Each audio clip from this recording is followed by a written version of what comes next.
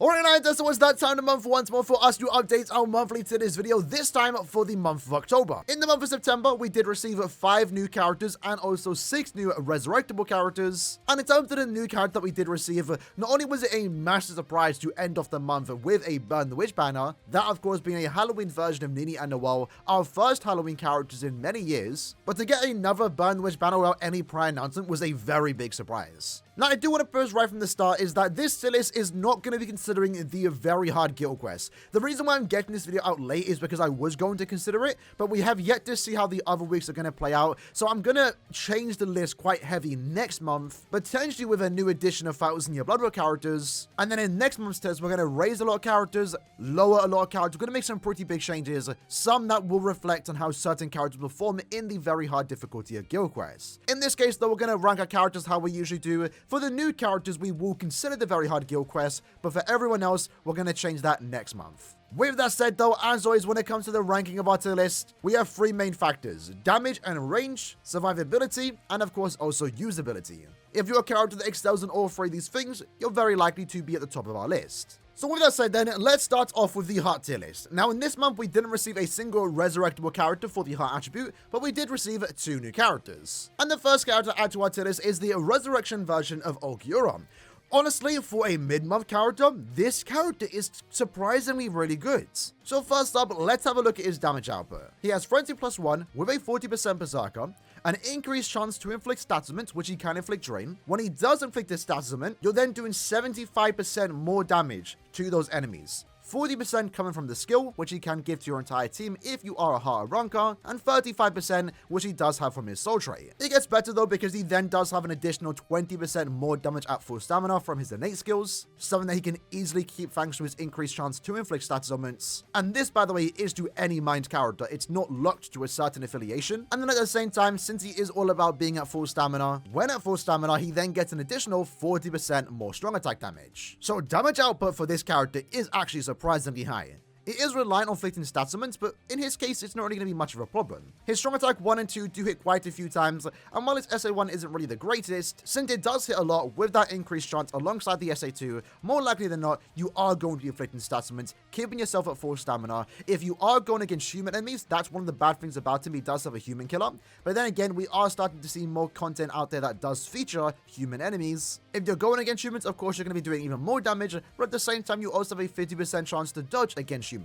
So when you put him in the ideal situation against human enemies, he's going to have a really easy time, taking less damage, 50% of the time he's taking no damage, dealing more damage, and just constantly inflicting stats augments. He was also given Sharpshooter, so again, for a mid-month character, it's really surprising. If he was maybe given a better killer or even a better SA1, he unironically would have been maybe a top 5 heart character in the game. There was some really good potential here with this character. While it doesn't feel like he's anything super or mega OP, to a certain extent you can kind of go about this character, he is still good to have, and if you are an Aaroniero fan, he's definitely someone worth using in multiple different types of content. I didn't expect me to put him so high into the list, but really he is actually that good. Since he was given Havoc, he could compete with end of month characters. His damage output is higher than mostly every character here. So right now I'm tempted to maybe put him at the top of S tier, right above Kaname, or maybe just bring him down a bit to around here. I think I'm actually going to put him above Nini. I think his damage output definitely is on the higher end, despite Nini having technically a bit more usability thanks to her 2 killers. Aarionero's case, he can realistically be used in any type of content. I'm going to keep him below Kaname though. I feel like Kaname's SA2 here is going to be a lot more ideal, especially for guild quest type content, but depending on how some of you lads feel, maybe I'm overvaluing him, maybe I'm undervaluing him. He generally is a surprise character for a mid-month character, I will say. But right now, I feel like at the top of S is actually quite good for him, and if you ever have him and want to use him, he's definitely worth taking out, especially when there are human enemies. Next up though, we have Noelle. Now, Noelle is another character that's very weird on how I'm going to rank her, because I feel like she should have, for her age, coming out at the end of October, an end of month character in 2023 post the 8th anniversary, I do feel like she's a bit underpowered, and I feel like maybe she should have been released a few months ago. And the reason for that is because how they designed her. She's very similar to someone like 1,000-year Blood War Yamamoto. And Yamamoto is still a great character, but he came out for the 7th anniversary. Noelle's case being a Burn the Witch character releasing a whole year later, She feels underpowered as what you would expect for a new end the month character, but even having said that, she's still one of the best in the attributes. And right now, I'm going to put her near the top of SS tier, maybe just below Rangiku. You could probably make a case to be there, maybe even above Aizen. Right now, I feel like she is pretty solid, all things considered. One of those characters that, while I do consider one of the best in the attribute, potentially again an SS tier character, I don't think she's a must-have, if that makes sense. Like, you can kind of go about her, but if you do have her, she definitely has some usage, right? But what exactly is good about her? Well, for starters, her damage output being Frenzy +1, which in this case, she can apply both Weakening and also Drain. She has 2 skills, which then allow you to do 80% more damage to those status elements, and keep in mind, Weakening in of itself does allow you to do 50% more damage on top of the 80%. When you do inflict the status element, for the next 10 seconds, you get an 80% stat boost to your Spiritual Pressure stat. That in of itself is really good, especially when you consider the fact that her SA2 is a tracking vortex. That's really good for guild quest content. In the very hard guild quest, when it came to the ranged snipers, she was the best lead, although most people didn't really get to use her and really see the strength of this character, because for the most part, a lot of people do have 6th anniversary Aizen, 7th anniversary Ichigo, max transcended. So in hindsight, when compared to a max transcended character, even those that came out 2 years ago, she did feel a bit underpowered, but she's still made for a great lead. And if you did have her duped out, you could see why she was a better lead than someone like 7th anniversary Ichigo or 6th anniversary Aizen. She has a good strong attack kit, she has a good damage output, good survivability. As a character, there's almost nothing bad about her per se. It's just, again, more so the timing. If this character came out like months ago, even a year ago, I would still consider SS tier character, and I think she'd be great. For a character releasing at the end of 2023 though, near the end of 2023, I feel like she is a bit underpowered, but even then, she's still one of the better characters in this attribute, just not the best. I also did fail to mention, and I just thought I'd mention it right now, she is also a nuker, so she definitely can nuke the hard difficulty of guild quest if you are still trying to do that. But in the very hard guild quest, her soul bomb with bombardment and also the built-in weakened defense is still really good for just allowing you to get through one phase in particular, like super fast. You could spend upwards to 20 plus seconds on the very hard difficulty on just one boss, so being able to get through one in less than 10 to 5 seconds, even at 1 out of 5, is actually impressive, and I think she is an SS tier character, one of the betters for the range stopper guild quests. And when it comes to other content, overall she's just a very solid character. That's it for the hard tier list though, let's move into the next one. That then takes us into the power attribute. In this month, we did receive 2 resurrectable characters and also 1 new character. Now, the first resurrectable character to change here is the 1000-year Blood War Orihime. Upon resurrecting, she got a pretty good upgrade, picking up more damage from her sword trait, more range from her 20% Havoc skill, and she also did get multi-barrier, allowing her to overall be a better supporter, giving herself a +5 barrier and a +3 barrier for your teammates. Unfortunately, while it is a good upgrade, it doesn't change her gameplay all too much. I do think she is better though, but not really anything super crazy. I'm going to put it around here, probably just below Renji. As a support character, that's really all she is doing, is the shield and also heal. Damage output, while it did get a tad bit better, it doesn't really change her much. Nowadays, new characters, for example, support characters can support the team, but also do a great respectable amount of damage. Orihime is strictly supporting, and that's really about it. I think it's a good upgrade, but not really enough for you to bring it in different types of content, for example. Same goes for Aizen. Aizen got the set standard resurrection on what you would expect to see, picking up 60% more strong attack damage as a soul trait. That's a really good soul trait, by the way. He also then got 20% Havoc, increasing his range of all his strong attacks, and also an additional 20% Berserker. So we saw a 36% increase on his strong attack damage and a 20% increase on his range. Already sitting in B tier, and honestly, it's definitely enough to take him around A tier. You could even argue like low S tier, for example. But I still think overall as a character, he's going to be on the slower side in terms of clearing content, while he did receive a pretty good upgrade in terms of damage output and also range. And overall as a character, he is now better. It's not really changing much for the character in of itself, right? Like, sure, you can bring him into content, but as always, he is going to be on the slower side, around the same level as these A tier characters. So I feel like right now is a good position for him in A tier.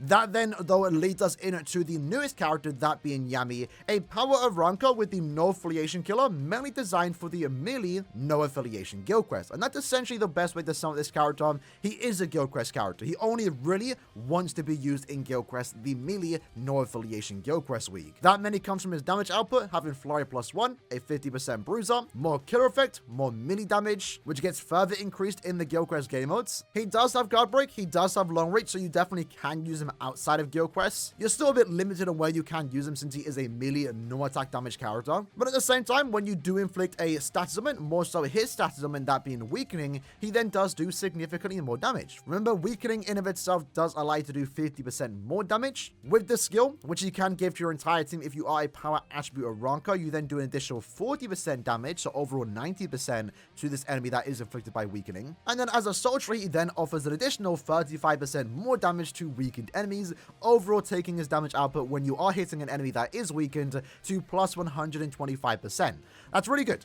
Unfortunately, in guild quest though, the weakening only lasts around 2 or so seconds, so there's not much time for you to take advantage of the weakening status ailment proc, but it definitely will come in handy, to say the least. Even if you can only get 2 hits in, that's still plus 100% more damage, which is definitely noteworthy, especially in guild quest content, where again, this character wants to be used in. I think he's near the bottom of S tier. Could probably make a case to be around here, for example. I'm actually going to move Aizen too. I think Aizen deserves to be a tad bit higher, since he is going to be a good character in guild quest, the upcoming Media Sparta guild quests. Again, Yami's going to be kind of in line with some of the other, NAD characters in his attribute. You can use them outside of guild quest, but you're probably not going to. What I do like though is that he is a pretty good no-attack damage character for the no affiliation guild quest, and since he is premium, you will eventually get this character later on. You will eventually get dupes of this character later on, and that overall adds more value to him on your account if you are struggling to beat the very hard no affiliation guild quests. That's essentially it for the power attribute though. Again, we don't have any changes to make just yet. We're going to reflect that next month. One character that I'm very curious to see how they are going to perform is this particular Mayuri.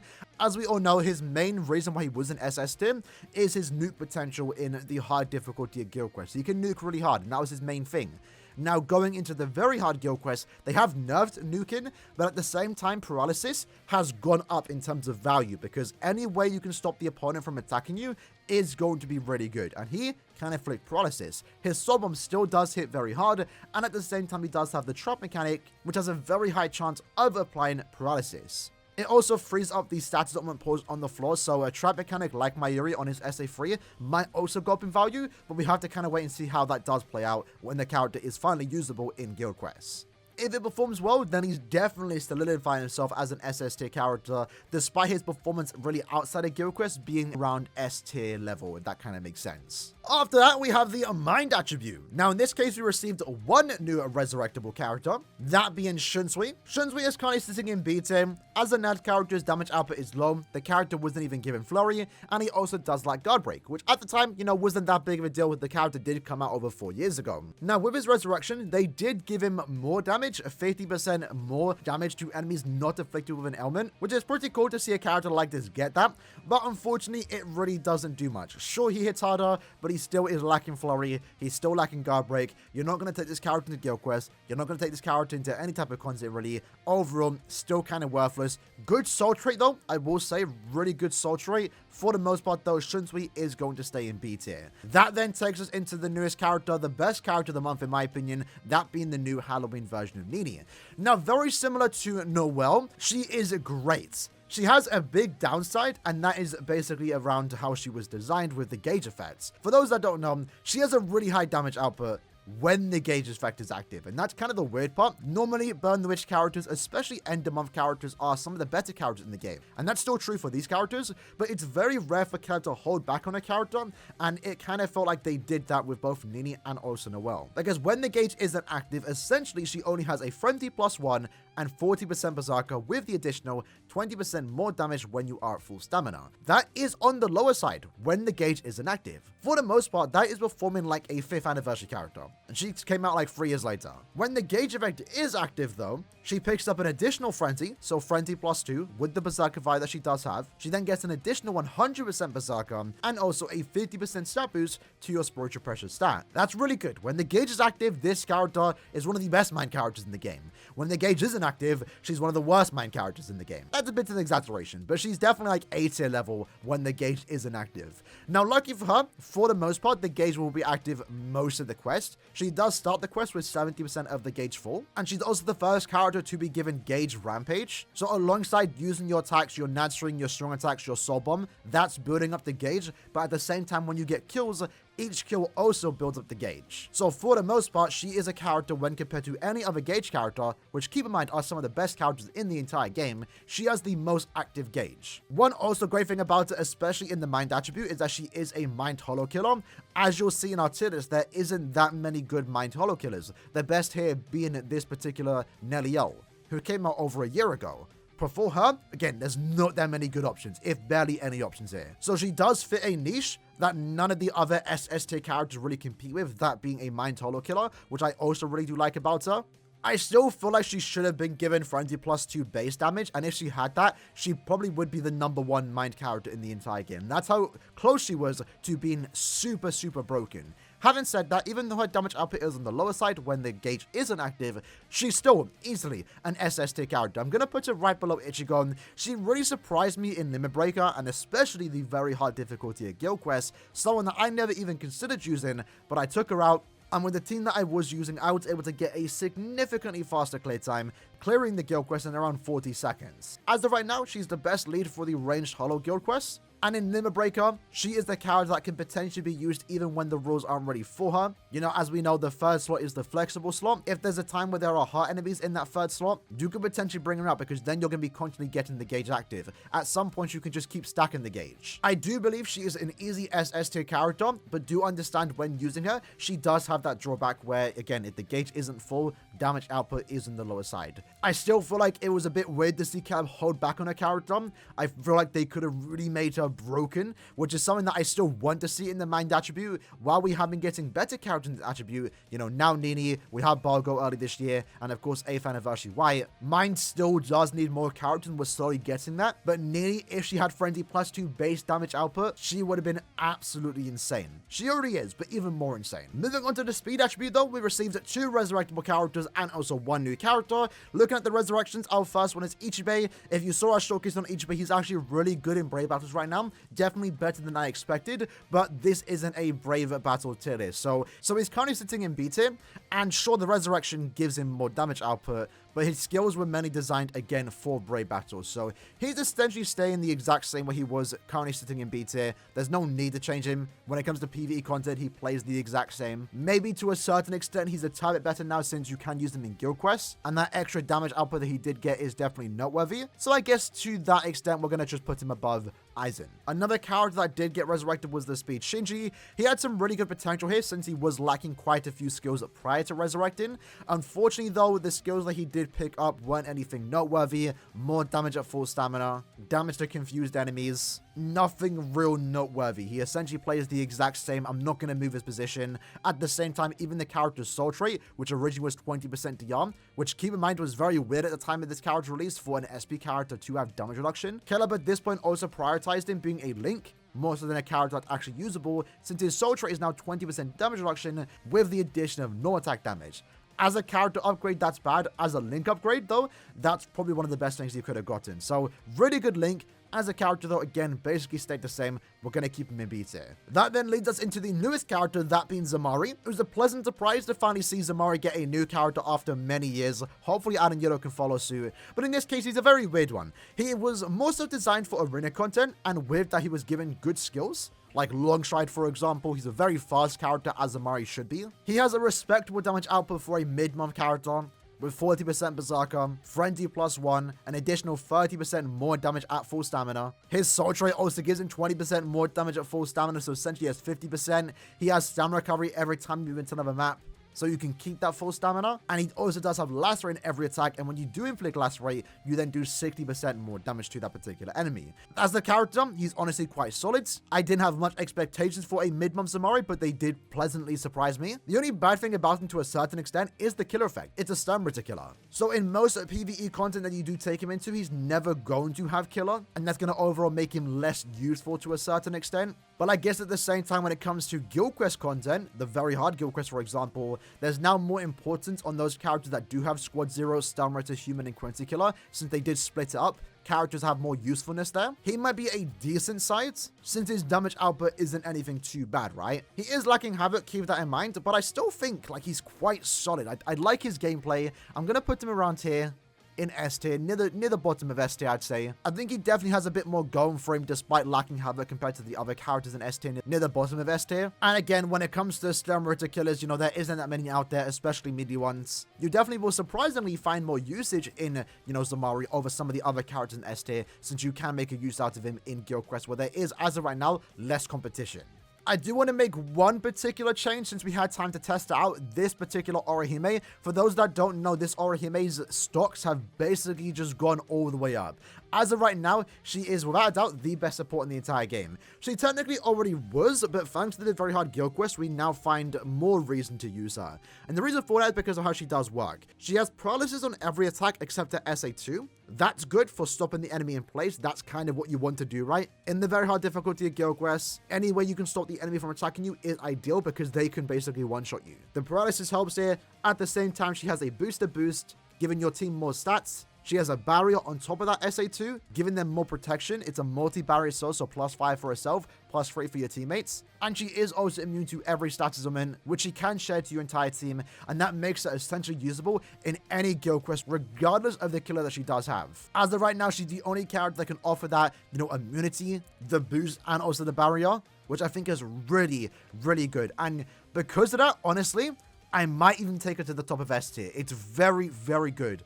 In some cases, I was only able to beat the guild quest because I had her on my team. I'm going to be moving Adashiro down. I think Jushiro has gotten a tiny bit better since Night character is a bit more optimal now. And to a certain extent, we might eventually make Macy the best speed character because she's really good in Guild Quest right now. But I've yet to see how Yaturu is going to perform, so I'm going to hold out on doing that. But right now, I will say the two good characters that I have seen a lot more usage in Guild Quest is Jushiro and, of course, also Orihime. Mainly Orihime, though. Again, she can be used in any Guild Quest regardless of the killer, and she's always going to be providing that really good value, barrier, boost, and, of course, also the immunity. Moving on to the technique attribute, this month we received no new characters. So I do have a reason to believe right now that we might be getting a technique character for this upcoming end of month, and hopefully be a new super foot farmer to the likes of Tensa and also Rangiku, where they can go through Iron Skin and also do more damage to enemies not affected by an ailment. That would be really cool. It definitely will be something if that does happen. Having said that though, we did get one new resurrectable character, that of course being Owetsu,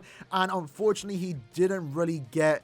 He got a good resurrection, but not as good as it could have been. So what exactly do I mean by that? Well, for starters, originally being a 12% strong attack recharge soul trait, he picked up damage reduction. That's not really a good soul trait. Never really ever used those. Normal attack damage would have been more ideal here for his damage output, but also would have been a really good soul trait for any technique net character, like Aizen, for example, who's sitting in SS tier. He did, however, and this is definitely noteworthy, did get Fly +1 with a very high bruiser, having 80% bruiser right now. That's a good damage output. Honestly, it's really good for a character that basically came out like 4 years ago. He's one of the only characters I believe that actually kept a high bruiser or got more bruiser while also keeping his Fly +1 skill. He already had guard break, so that's why he was an S tier character. Most importantly though, he has a boost SA2 which does provide a vortex, but also more stats to your entire team. I would have really loved for him to pick up Booster, and had he picked up Booster, he would have been one of the best characters for his particular guild quest. And to be fair, he still is, but he would have been more better just to get those overall more stats. And considering how high the defense stat is for the enemies in guild quests, especially the very hard guild quests, the booster skill definitely would have went a long way. He picked up Poise, which is still pretty good, but not for me really. The character where I'm going to use him, it's in guild quests. I would have much preferred if he picked up Booster, would have given more damage. The Poise is easily avoidable if you just don't take damage. But having said that, it is still a noteworthy upgrade, so we're going to move him just above the S tier, above Mayuri and also Jushiro. You can maybe make a case for him to be better than Gio, and I would also agree, Gio and Owetsu have very similar damage outputs. But I feel like the addition of the boost effect will make Owetsu a bit more viable in his Guild Quest week, and that's why it kind of sucks that he didn't get the booster skill. If he did, he would have been absolutely amazing. But even having said that, still a solid character, and definitely worth trying to pick up sometime in the future if you do need a booster for the very hard or even hard difficulty of Guild Quest when it comes to melee storybooks. But with that said, lads, that was the video for today, going over this month's tier list video. Again, I apologize for the lateness of getting this out. You know, mid-month in particular is coming out in 2 days, so we are a tad bit late. But next month, we're going to have an updated tier list with the new characters. hopefully 1,000-year Blood War at the end of the month, right? But at the same time, again, we're going to make some pretty drastic changes in regards to the very hard guild quests, and also change how I rank characters at the same time. So look forward to next month. We're going to see a pretty different tier list. I would like to think so, right? We'll see how it goes. Anyway, hope you guys enjoyed the video. As always, though, if you have any disagreements of how I rank characters in this list, let me know in the comments below, and we can potentially reflect that in next month, which I very well might do again, because we are making some pretty big changes. Hope you guys enjoyed the video, though. See you guys next time. Take care, and peace.